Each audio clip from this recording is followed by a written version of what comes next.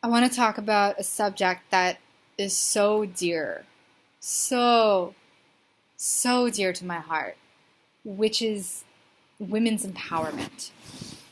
So, over the past 50 years, we've seen, I mean, longer actually, we've seen women slowly rise into their own power. And the interesting thing is that most of this has been how we've seen women rise into their power has been more of a emulate.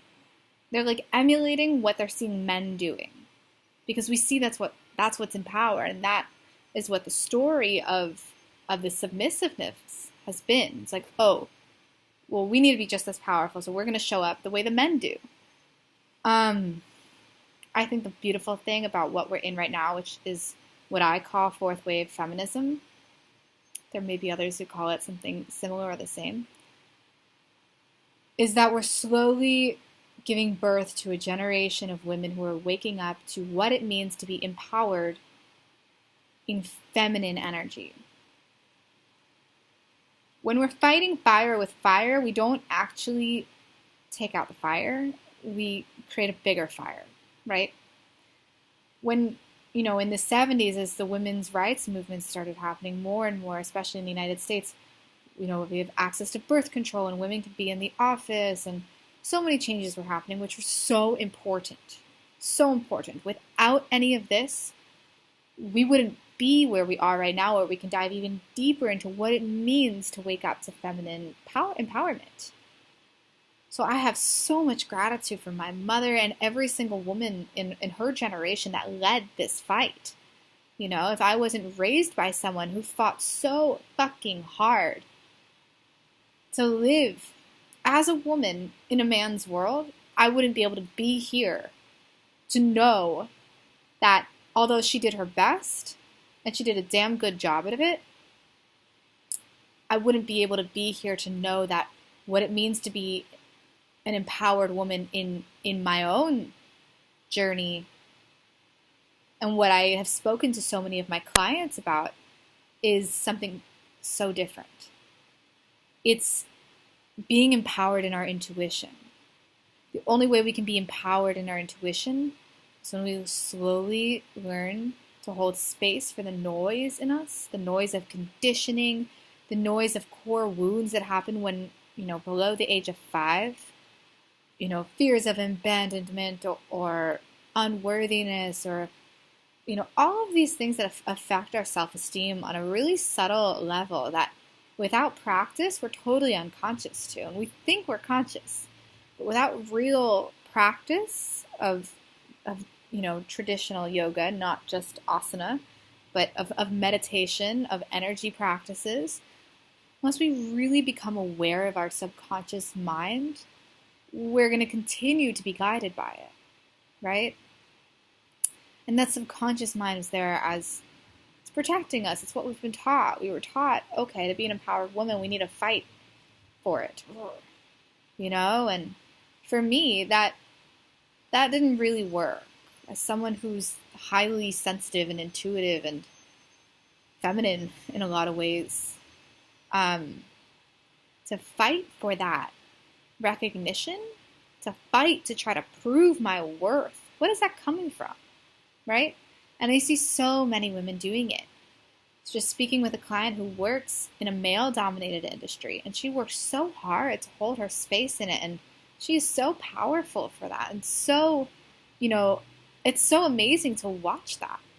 And then she slowly started to learn that there's more, actually. There's more to being in our power that isn't showing up the way a man shows up. And men have their own journey. It's not my space to speak of because I'm in a woman's body. So, as far as the woman's journey goes, as we slowly quiet the noise, not by force, but just by allowing the noise until we see what comes up, we really get to know what's in our psyche, in our consciousness, in our heart. Slowly begin to learn what our intuition feels like versus fear. Our intuition feels expansive. Often if we're If we do something and we don't know why we're doing it, well, but it feels good, it's against all reason.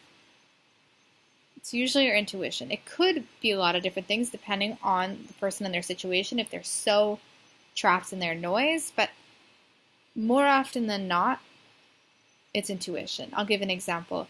When I left to go traveling, I had no idea. I wanted to see the world, which I did, but that's not really why I went to go traveling.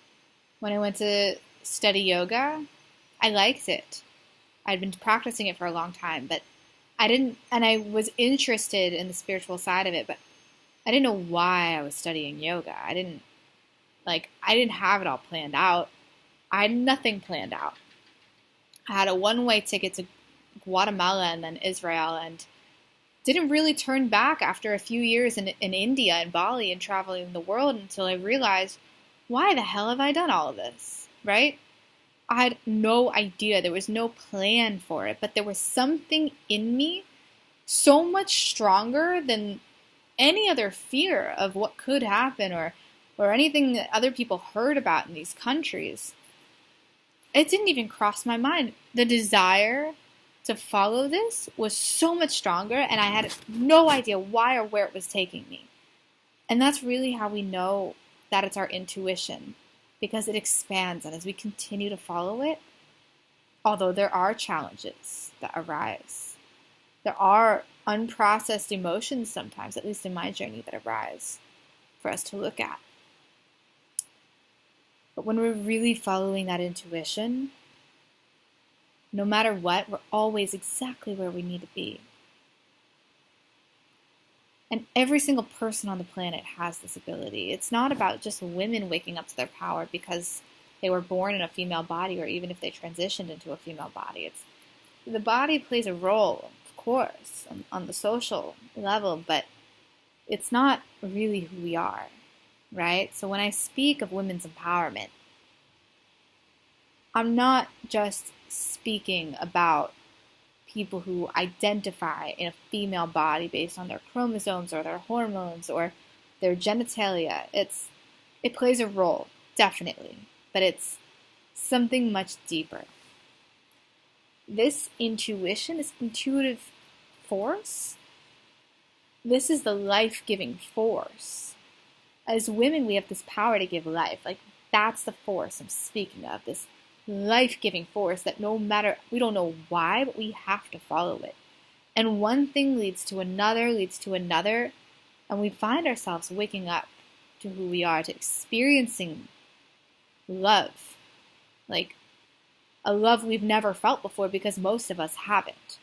Our parents had their own conditioning and their own stories and their own things that they've raised us with, and they did the best that they could with what they knew how. And most parents, not most parents, but most people grow up, and regardless of how good of a job their parents have done, and kudos to that, because that's a hard job, especially given so many different kinds of circumstances we could grow up in.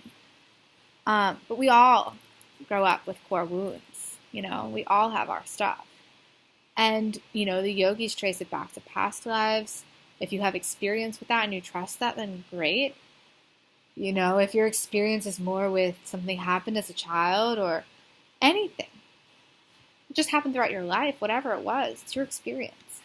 And part of empowering ourselves as a woman, and part of really transforming into trusting this intuition, is trusting that we're already in it.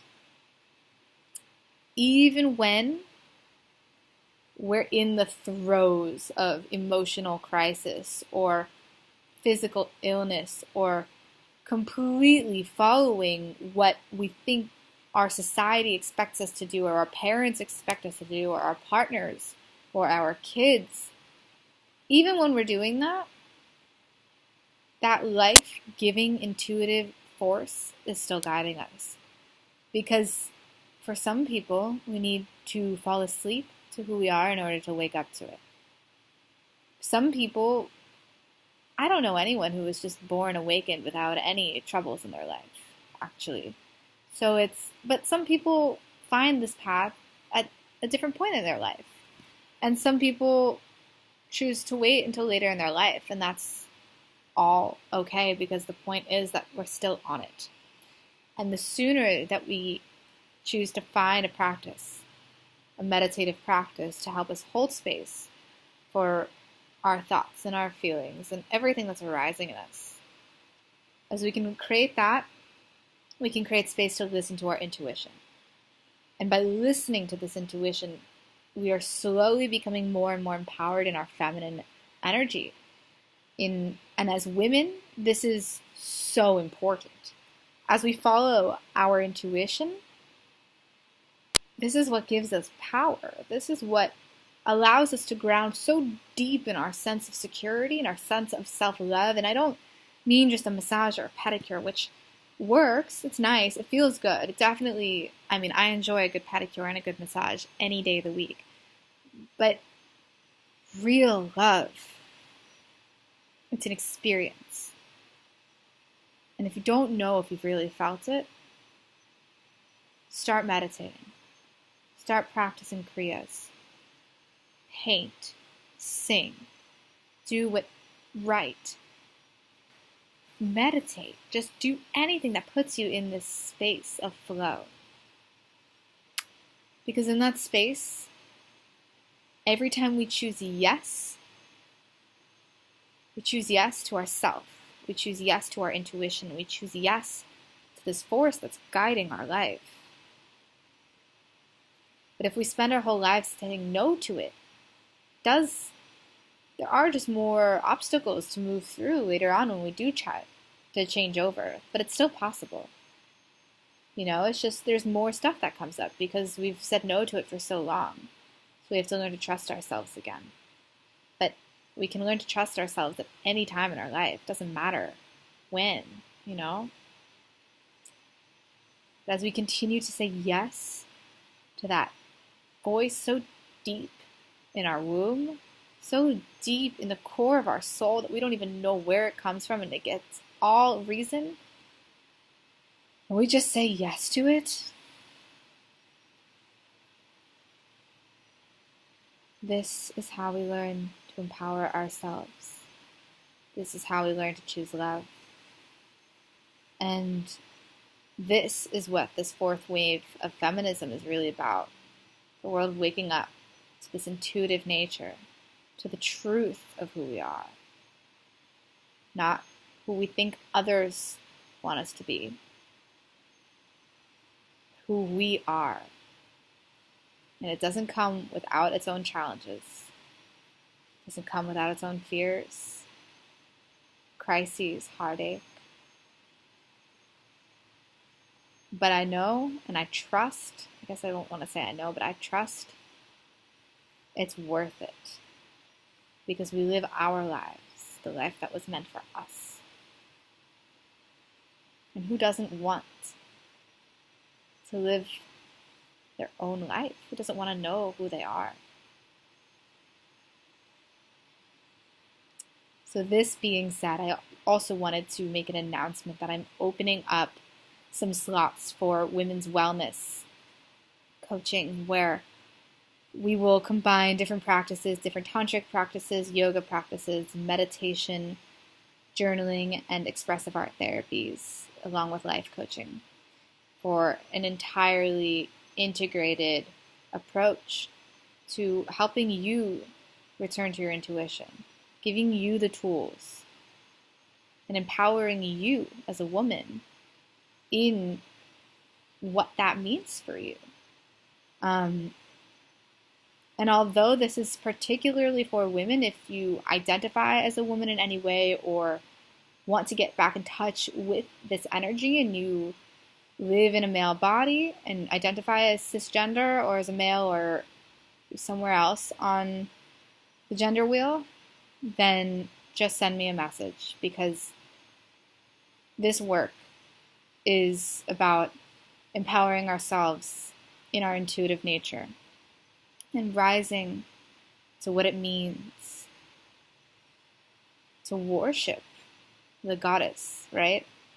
Worshipping the goddess that is within us and around us with such respect. This can only be done when we experience how powerful she is.